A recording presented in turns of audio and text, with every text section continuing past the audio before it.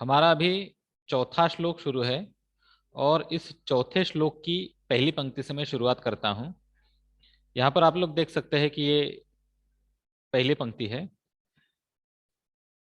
अब पहली पंक्ति को मैं अभी नहीं सिखाऊंगा, मैं आप लोगों को उल्टा सिखाऊंगा धरेयम इस शब्द से। वैसे धरेयम इस शब्द का अर्थ मैंने बहुत बार बताया है। धरेयम का अर्थ क्या होता है बताओ बच्चों। हेलो। पृथ्वी। नहीं नहीं नहीं, पृ- इसका मैंने विच्छेद करके सिखाया था। यह पृथ्वी। हाँ सही धरा बोला। एयम। नहीं नहीं, इयम धरा। वैसे देखा जाए तो इयम। धरा इयम, ऐसे ये दो शब्द है लेकिन हम इयम को सामने लेंगे। तो इयम धरा यानी यह पृथ्वी। अब यह पृथ्वी का मतलब कौन सा है, कौन सी पृथ्वी, पूरी पृथ्वी नहीं, हम यहाँ पर केवल भारत देश की बात कर रहे हैं। तो इयम धरा यानी यह पृथ्वी। तो ये जो पृथ्वी है इस पृथ्वी का क्या, तो इयम धरा, यह धरा, ये बात अगर आप लोगों ने सामने रख ली तो अब बाकी बचे ये जो वाक्य है ये आप लोगों को समझ में आ जाते हैं। इयम धरा, यह पृथ्वी, यह भारत भूमि, ये किस किस की है, इसका उत्तर हमें बाकी सारे श्लोक में मिलता है। तो इयम धरा, अब देखो यहां पर शब्द है ज्ञानी नाम। इयम धरा ज्ञानी नाम। आगे शब्द है वैज्ञानिका नाम। देखो ज्ञानी नाम, वैज्ञानिका नाम।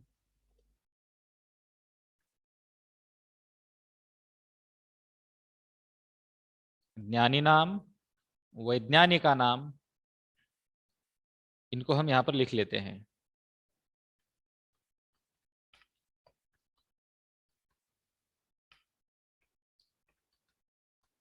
तो इयम धरा, यह भारत भूमि, यह पृथ्वी, यह भारत की जमीन किसकी है, तो ज्ञानी नाम, ज्ञानी लोगों की, वैज्ञानिका नाम, वैज्ञानिकों की है। और किस किस की है, तो यहाँ पर फिर से एक बार देखिए, विपश्चित जनानाम यम। ये विपश्चित जनानाम यम, इसका विच्छेद मुझे करना पड़ेगा, मैं यहाँ पर करके देता हूं। विपश्चित जनानाम और आगे है इयम। इयम का मतलब, ये जो यहाँ पर इयम शब्द है इसका मतलब मुझे बताने की जरूरत नहीं है। इयम का मतलब आप लोग जानते हैं, इयम का मतलब है यह पृथ्वी, यह भारत की भूमि। तो किसकी है, तो विपश्चित जनानाम। अब विपश्चित जनानाम इसको मैं यहाँ पर लिखता हूँ, इसका अर्थ भी आप लोगों को समझाता हूँ। अरे ये काला हो गया। विपश्चित जनानाम। अब विपश्चित जनानाम इसका मतलब आप समझने की कोशिश कीजिए। देखो विपश्चित शब्द का मतलब होता है विद्वान, नॉलेजेबल, और जनानाम यानी लोगों की। तो विपश्चित जनानाम, इन दोनों का संधि मिलकर ये ऐसा शब्द बना है, मैंने यहां पर लिखा है। तो विपश्चित जनानाम यानी विद्वान लोगों की। और आगे एक शब्द है संस्कृतानाम, तो संस्कृतों की।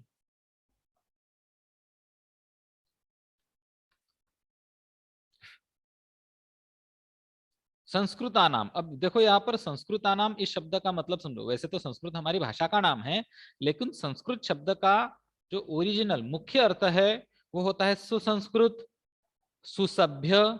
अंग्रेजी में बोलूं तो वेल कल्चर्ड। अब देखो दुनिया में कई जगह पर बिल्कुल जंगली लोगों जैसे, जंगली जानवर जैसे लोग रहते हैं। उनको कुछ आचार नहीं, विचार नहीं, सोच नहीं, कुछ नहीं, उनके पास सभ्यता है ही नहीं, कोई विचार है ही नहीं। लेकिन भारत के जो लोग हैं वो संस्कृत लोग हैं। संस्कृत का मतलब होता है वेल कल्चर्ड है, अच्छे एजुकेटेड है, अच्छे शिक्षित लोग हैं। तो ऐसे शिक्षित लोगों की यह भारत भूमि है। चलिए एक और शब्द है बहूनाम मतानाम। बहूनाम मतानाम, देखो बहुनाम मतानाम। देखो बहु शब्द का मतलब तो आप लोगों को पता है, उसके बारे में और कुछ ज्यादा बताने की जरूरत नहीं। बहु का बहुत मतलब होता सारा। है बहुत सारे। और बहुनाम मतानाम, अब यहाँ पर मत शब्द का मतलब होता है अपना अपना ओपिनियन। अंग्रेजी में अगर मैं बताऊं तो ओपिनियन, ठीक है। तो भारत में जो लोग हैं, बहुनाम मतानाम, बहुत सारे मतों की। अब इसका मतलब क्या है, देखिए बच्चों, मैं आप लोगों को गैलीलियो गैलीली की याद दिलाना चाहता हूँ। क्या हुआ था गैलीलियो के साथ, किसी को पता है? गैलीलियो ने बताया नो था कि पृथ्वी गोल है और वो सूर्य के इर्द गिर्द परिक्रमा करती है, चक्कर लगाती है। तो उसको देखो, ये उसने कहा।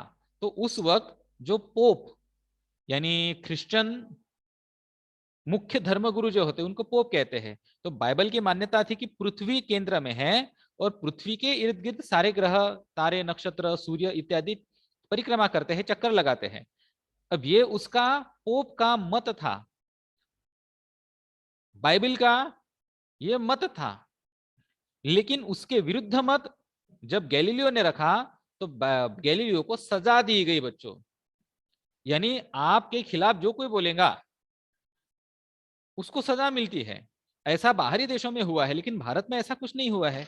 भारत में आपने अगर कोई अलग मत रखा तो आपका सम्मान हुआ। हाँ, आपके मत का खंडन जरूर होगा, लेकिन सम्मान पूर्वक तरीके से। भारत में वाद विवाद हुआ करते थे, द्वैत मत वाले, अद्वैत वाले, ईश्वर को मानने वाले और ईश्वर को ना मानने वाले, इनमें भी शास्त्र चर्चाएं हुई। तो इनका अलग अलग मत था। तो ऐसे अलग अलग मतों की भी ये भूमि है। और अलग मत होने पर आपका दुस्साहस नहीं किया गया, आपका सम्मान ही किया गया। तो ऐसे जनानाम धरेयम, तो जनानाम धरेयम लोगों की पृथ्वी है। भारत की जो भूमि है ये कैसी भूमि है? लोगों की। कैसे लोगों की भूमि है, एक बार मैं फिर से समझाता हूं। ज्ञानी नाम, ज्ञानी लोगों की। वैज्ञानिका नाम, वैज्ञानिक लोगों की। विपश्चित जनानाम, यानी विद्वान लोगों की। संस्कृतानाम, अच्छे सुसभ्य सुसंस्कारी लोगों की। बहुनाम मतानाम, अलग अलग मतों वाले लोगों के ये पृथ्वी है। बच्चों, ये श्लोक समझ गए आप लोगों को? यस दादा। ये चैव का मतलब नहीं बताया मैंने। चैव का मतलब होता है एंड ऑल्सो। तो क्षितौ राजते भारत स्वर्ण भूमि। तो इयम ज्ञानी नाम चैव वैज्ञानिका नाम विपश्चित जनानाम इयम संस्कृतानाम बहूनाम मतानाम जनानाम धरेयम क्षितौ राजते भारत स्वर्ण भूमि ही। तो ऐसी भारत एक गोल्डन प्लेस, एक स्वर्ण भूमि इस पूरी पृथ्वी पर विराजमान है, शोभायमान होती है। तो बच्चों, क्या इस श्लोक में आपको कोई शंका, समस्या, प्रश्न है? नो दादा। चलिए अब नो हम दादा। आगे बढ़ते हैं अगले श्लोक की तरफ। यहां पर लिखा है,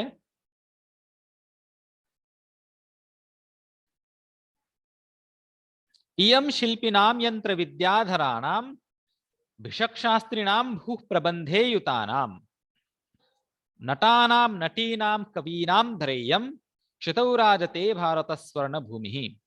देखो, इयम, इयम का मतलब है यह भूमि। इयम धरेयम, धरेयम यानी पृथ्वी। फिर से वही शब्द है, मैं दोहराना नहीं चाहता हूं। यह पृथ्वी, यह जमीन, यह भारत की जमीन कैसी है, किनकी है? तो शिल्पी नाम। देखो बच्चों, यहां पर शिल्पी शब्द है। शिल्पी, शिल्पी यानी स्कल्पचर, जो पत्थरों से, मिट्टी से, अलग अलग वस्तुओं से शिल्पकला करते हैं, मूर्तियां बनाते हैं। मूर्तिकार, शिल्पी का मतलब यहां पर हम मूर्तिकार ले सकते हैं। ठीक है। और शिल्पी नाम, ये इसका षष्ठी एक वचन, षष्ठी बहुवचन है। शिल्पियों की। आप लोगों को पता है भारत में प्राचीन काल से ही शिल्पकला बहुत अपने चरम पर रही हुई है। कोणार्क का सूर्य मंदिर है, बौद्ध स्तूप है, अजिंठा, वेरूळ इत्यादि स्थानों में जो कारीगरी की गई है शिल्पियों के द्वारा, इनकी, इसकी प्रशंसा पूरी दुनिया में होती है। आप लोगों ने देखे है ना? देखिए अजंठा केव्स, किसी ने नो दादा। नहीं देखिए तो जब यस ये दादा। कोरोना का लॉकडाउन खुलेगा तो जाकर देख लेना। हमारे भारत में कैसे यस कैसे दादा। कलाकार रहे हैं, शिल्पी लोग रहे हैं, आपको दिख जाएंगे। आगे लिखा है यंत्र विद्याधराणाम। देखो, यंत्र विद्या किसे कहते हैं बच्चों? यंत्र विद्या, यंत्र यानी मशीन, और यंत्र विद्या मैकेनिकल सर्विसेज, मैकेनिकल। नॉलेज, हाँ, मैकेनिकल टेक्नोलॉजी। हाँ, मैकेनिकल टेक्नोलॉजी है। तो यंत्र विद्याधराणाम, देखो आजकल हमें जो मशीनें हैं ज्यादातर पश्चिमी देशों ने ही दी है, उन्हीं से हमने टेक्नोलॉजी ली है, लेकिन ऐसा नहीं भारत में कुछ भी नहीं था, कुछ भी नहीं था, ऐसा नहीं है। देखो बच्चों, भारत में आप लोगों को पता होगा कि जो बैटरी होती है, बैटरी का भी आविष्कार भारत में हुआ है। आप प्राइड ऑफ इंडिया बारे में, इसके बारे में अगर सर्च करोगे तो भारत में ही बहुत सारे यंत्रों का आविष्कार हो चुका है। तो ये भूमि यंत्र विद्याधरों की है। धर का मतलब होता है धारण करने वाला। अब पुरानी बात तो छोड़ो, आज के भारत में भी सॉफ्टवेयर डेवलपर्स भारत में बहुत सारे मिल रहे हैं। आप, अमेरिका ने जब हमें भारत को सुपर कंप्यूटर देने से मना किया था, तो भारत के ही वैज्ञानिकों ने अपने दम पर परम नाम का सुपर कंप्यूटर बनाया था। आगे लिखा है भिषक शास्त्री नाम। यहाँ पर भिषक शब्द को मैं आप लोगों को समझाना चाहता हूं। भिषज शब्द का मतलब होता है वैद्य, यानी डॉक्टर।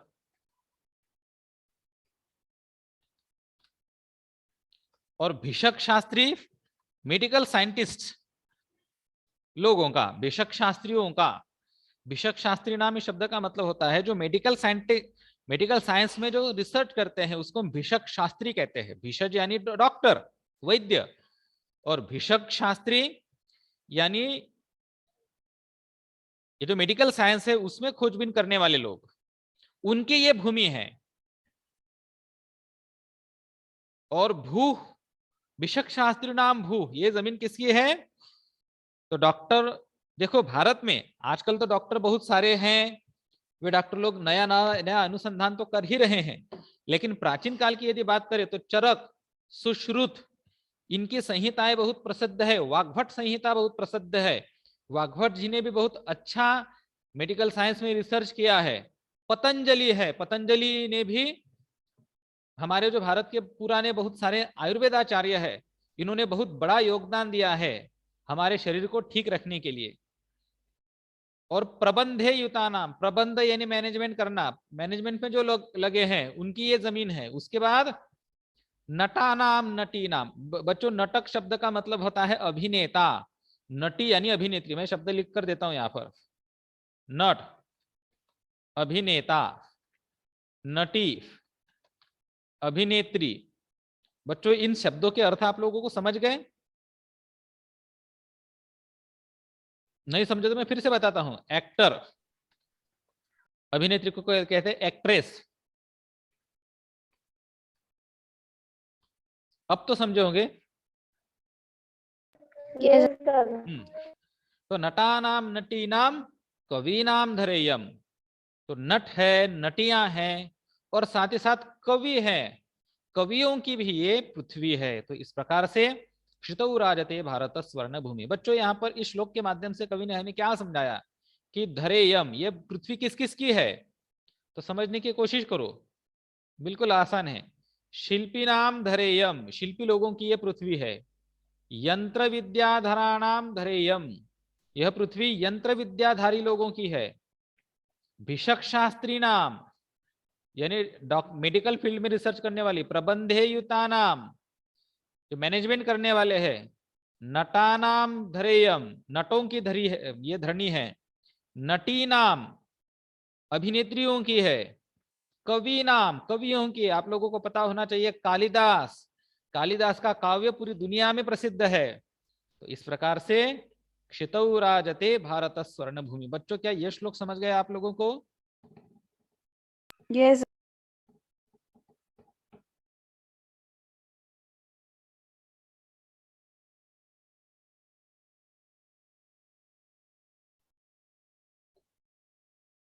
हाँ, तब अब ये आखिरी श्लोक है इस कविता का। वने दिग्गजानाम तथा केसरीणाम तटानाम इयं वर्तते भूधराणाम शिखीनाम शुकानाम पिकानाम धरेयम क्षितौ राजते भारत स्वर्ण भूमि। देखो बच्चों, वने, वन का मतलब होता है जंगल, और दिग्गजानाम, गज, दिग्गज हाथी, जंगल में हाथियों की, तथा केसरी नाम, केसरी यानी शेर, सिंह, उनकी, तटानाम नहीं, तटीनाम इयम वर्तते भूधराणाम में, आप तटीयम, ये नीचे ग्लोसरी में तटीयम शब्द का मतलब दिया होगा, वो क्या है एक बार मुझे पढ़कर दिखाओ, ये तो हम ही खुद नीचे जाते हैं।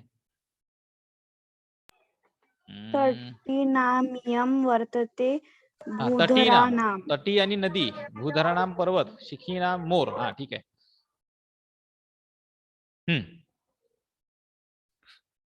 तो यहाँ पर तटी ये शब्द इस्तेमाल किया गया है नदी के लिए। तो बच्चों ये बहुत अच्छा शब्द है, आप लोग लिख लीजिए, ये लिखना जरूरी है क्योंकि परीक्षा में पूछे जा सकते हैं। नदी का अर्थ है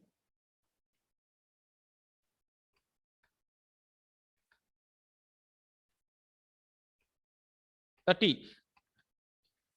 नदी इस शब्द का समानार्थी शब्द आप लोगों को यहाँ पर मिल गया है जो कि है तटी। तो वने दिग्गजा नाम, हाथियों की, केसरी नाम, सिंहों की, तटी नाम, अब यहाँ पर इयम यहाँ पर छुपा हुआ है, तटी नाम इयम, तटी नाम नदियों की, वर्तते, वर्तते यानी है, ठीक है। अब इसका अन्वय कैसे बनेगा मैं आप लोगों को बताता हूं बच्चों, आप लोग समझने की कोशिश कीजिए। देखिए, धरेयम वर्तते, इन दो, यहां पर इनका मैं अन्वय यहां पर ऐसे रखता हूं। देखिए, धरा, माफ कीजिए, इयम धरा वर्तते। अब इनको, अब आप लोगों को समझ में आ जाएगा, इयम धरा वर्तते यानी यह जमीन, यह पृथ्वी, यह भारत भूमि है, किसकी है? तो अब उत्तर आएगा दिग्गजानाम, केसरीणाम, तटीनाम, तटीनाम नदियों की, भूधराणाम, भूधर शब्द का मतलब क्या बताया था? पर्वत, पहाड़, पहाड़ों की जमीन है। शिखी नाम, शिखी कहते हैं मोर को, और शिखी नाम मोरों की, शुक, शुक किसे कहते हैं? तोता, तोते को शुक कहते हैं। तो शुका नाम यानी तोतों की, और पिका नाम, पिक कोयल को कहते हैं, पिका नाम धरेयम। तो ये जमीन किस किस की है? ये भारत भूमि किसकी है? तो ये जो भारत भूमि है, ये भारत भूमि उन सब की है, कौन कौन से?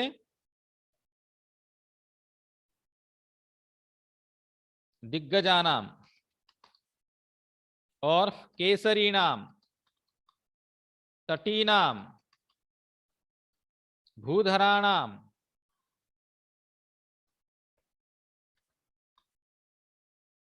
शिखी नाम, शुका नाम, पिका नाम। तो ये जो भारत की भूमि है, ये भारत भूमि इन सब की है, कौन कौन से? इयम धरा वर्तते, यह जमीन है, ये पृथ्वी है, किसकी है? दिग्गजा नाम। दिग्गज का अर्थ क्या बताया बच्चों मैंने? हाथियों का। केसरी नाम, केसरी नाम क्या मतलब है केसरी नाम का?